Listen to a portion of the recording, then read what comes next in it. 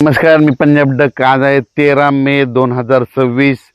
तर राज्यातल्या सर्व शेतकऱ्याला सांगू इच्छितो की राज्यामध्ये आज 13 तारखेला 13 मेला राज्यात बऱ्याच ठिकाणी पश्चिम महाराष्ट्राकडे पावसाला सुरुवात होणार आहे, म्हणून हा अंदाज लक्षात घ्यायचा. मग तो सांगायचं झालं तर पाऊस तुम्हाला एक सांगू इच्छितो.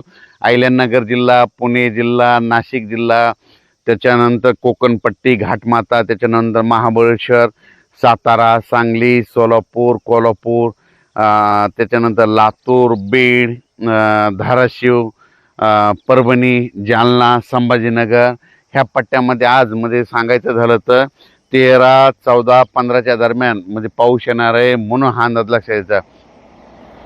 ज्यांची हळद असेल तर तुम्ही काय करा की तुमची हळद ह्या 3 दिवसामध्ये झाकून ठेवा. कारण की राज्यामध्ये सांगायचं झालं तर आता आज देखील पाहू शकता, मी पैठणला जाताना या ठिकाणी पाऊस पडलेला आहे. तर पैठणला जात असताना या ठिकाणी आष्टीकडे पाऊस पडलेला आहे. आणि त्याच्यानंतर राज्यातल्या सर्व शेतकऱ्याला सांगितलं आज 13 तारखेला मात्र राज्यामध्ये बऱ्याच ठिकाणी पावसाचं आगमन होणार आहे, म्हणून हा अंदाज लक्षात घ्यायचा.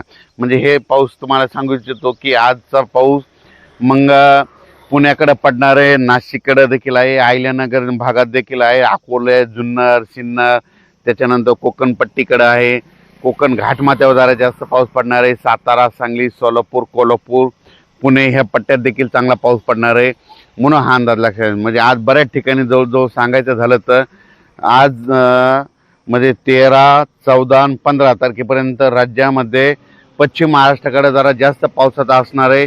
ज्यांची हळद असेल, कांदा असेल तर तुम्ही काय करा, आज दुपारपर्यंत झाकून घ्या. दुपारनंतर राज्यामध्ये बऱ्याच ठिकाणी पश्चिम महाराष्ट्राकडे पावसाला सुरुवात होणार आहे, म्हणून हा अंदाज लक्षात घ्यायचा.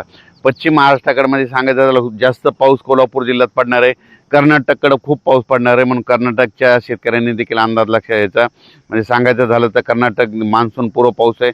आणि सगळ्यात महत्त्वाचं, शेतकऱ्यांना शेतीचे कामे करून घ्या. आजच्यानं 24 दिवस पाऊस राहिलेला आहे, कंप्लीट 5, 6, 7 जूनच्या दरम्यान मान्सूनचा पाऊस येणार आहे. मान्सून जवळ फक्त मान्सूनचा पाऊस यायला 24 दिवस राहिलेत, म्हणून शेतकऱ्यांनी शेतीचे कामे करून घ्यावी, म्हणून हे देखील लक्षात घ्यायचं.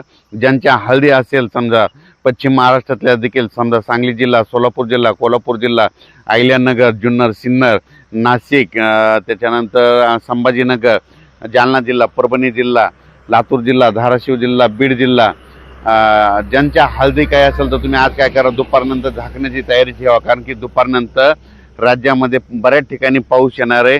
सर्वदूर नाही पडणार, फक्त विखुरलेल्या स्वरूपाचा हे अवकाळी पाऊस असतो. आणि सगळ्यात महत्त्वाचं, 15 मे ते 30 मेच्या दरम्यान ज्या भागात जास्त पाऊस पडला पावसाळ्यात त्या भागात मात्र जास्त पाऊस पडतो. एक सगळ्यात उदाहरण सांगतो. 15 मे ते 30 मे दरम्यान आता ही आष्टी भाग आहे, ह्या आष्टीला पाऊस पडला बघा, इथं हे पाहू शकता. तर येणाऱ्या पावसाळ्यात इथं दररोज पाऊस येणार. आणि जर एखाद्या दिवशी इथं बाजूला एखाद्या गावाला नाही पडला तर येणाऱ्या पावसाळ्यात त्या गावाला सोडून देणार, म्हणून हे लक्षात घ्यायचं. 15 मे ते 30 मे दरम्यान पडलेला पाऊस निर्णायक असतो, म्हणून हे देखील लक्षात घ्यायचं. म्हणून राज्यातल्या सर्व शेतकऱ्यांनी हा अंदाज लक्षात घ्यायचा. पाऊस जवळ आलेला आहे, शेतीचे कामे करून घ्या. फक्त 24 दिवसात पाऊस राहिला आहे, म्हणून हे अंदाज लक्षात घ्यायचा. मान्सून उद्या 16 किंवा 17 तारखेला अंदमान बेटावर दस्तक देणार आहे, त्याच्यामुळं यावर्षी लवकर पाऊस येऊ शकतो, म्हणून हे देखील सर्व शेतकऱ्यांनी लक्षात घ्यायचं. अचानक वातावरणात बदल झाला तर लगेच एक मेसेज दिला जाईल. धन्यवाद.